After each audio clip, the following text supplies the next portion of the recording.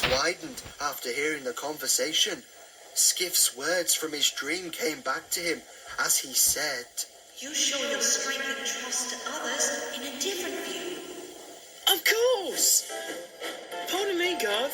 Perhaps I could rescue Gordon? Are you sure? I'm not sure you're strong enough to push an engine Gordon's size up the hill, along with the heavy express coaches. Please, Gov. I want to prove that I have changed for the better. Plus, I was built with piston valves so I control my strength. This shouldn't be a problem for me. Well, I suppose it's worth a try. But if you're having any trouble, please return to Natford and we'll send a different engine. Don't worry, Gov. I can do it. When Sonny was given the all clear from the station master, the little engine made his way on the main line to Gordon's Hill. Sonny felt a little nervous as he made his way to the big hill. He was worried what Gordon would say when he arrived. But as he rounded the bend, he saw the express coaches and Gordon at a standstill, with hissing steam bellowing around the big engine. Sonny tooted his whistle to inform the passengers and Gordon of his arrival. But Gordon was not happy. Oh, the indignity. Of all engines Sir Topham had sent to rescue me, he had to send for him. Ian is probably here to rob my passengers. Sonny felt his anger begin to boil as he buffered up to the brake coach. But Sonny took a deep breath and let most of his anger blow out of his funnel as a steam cloud. His driver coupled him to the brake coach. Gordon, I'm only here to help you get over the hill into the next station. You? Pah!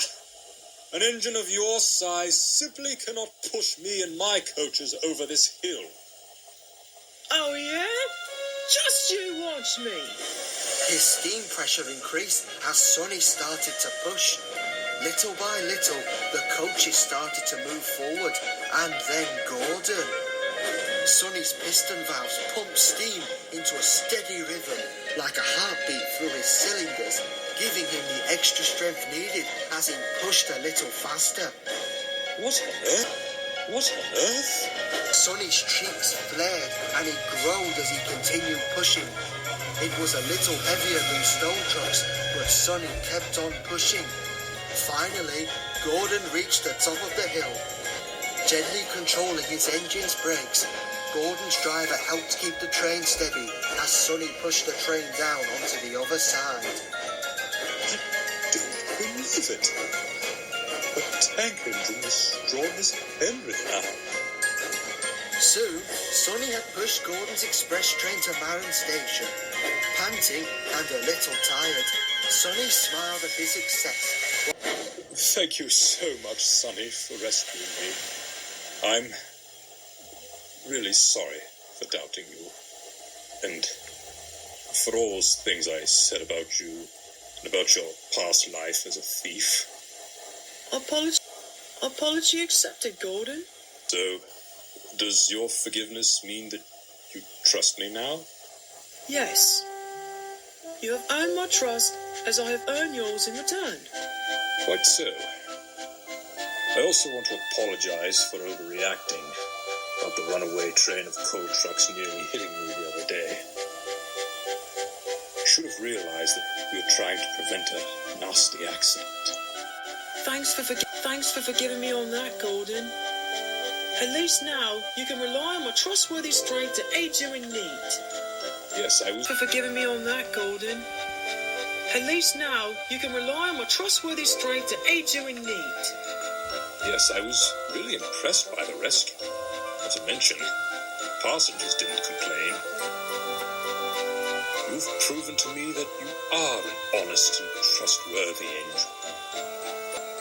Sonny felt proud of himself. Not only did he save Gordon and his express train from being stranded on Gordon's Hill, he finally gained the trust of an engine who had a serious grudge against him.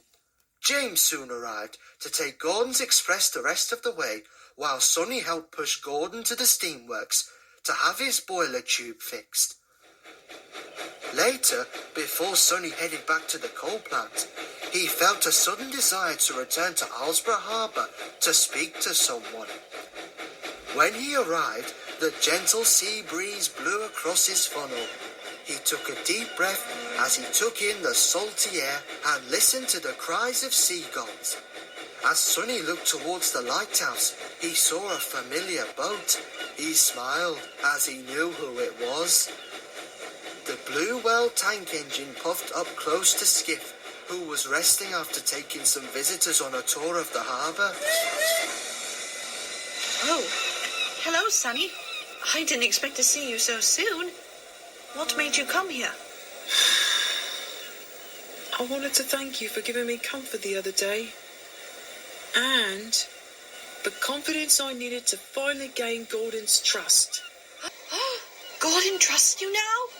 Yes, I saved him in the express after he had a boiler tube failure. I pushed Gordon and the train all the way to the next station without any assistance. He must have been grateful for that. He was. He apologized for doubting me and even thanked me for saving him. I didn't think I would ever gain Gordon's trust, but your words were right. My words? Yeah. I had a dream after I first met you. And after having a bit of a nightmare, you came into my dream and gave me comforting words. And Sonny paused for a moment.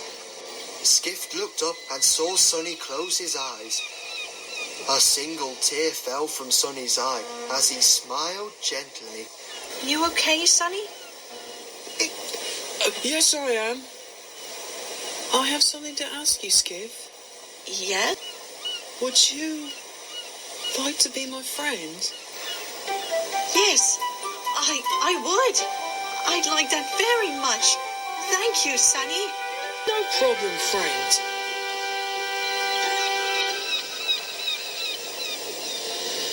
So, what do you want to do first, friend? Well, when I first met Thomas, I really enjoyed how he pushed me down the tracks. It felt like I was a real engine. Oh, so you like to go faster than you usually go? Oh, yes. Sonny smiled as he switched tracks, gently puffed up behind Skiff and gave him a gentle nudge with his buffers. Skiff smiled warmly as his new friend gave him a gentle push around the harbour and onto the main line. From there, Sonny gained a little extra speed, and the two friends began laughing as they travelled.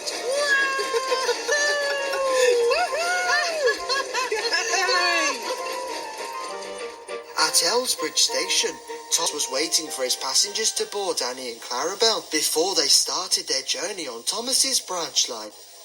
Before the last passenger door was shut, Thomas could hear laughter coming from the opposite track. Then, rounding the bend, he saw Sonny pushing Skiff, and the two were enjoying each other's company.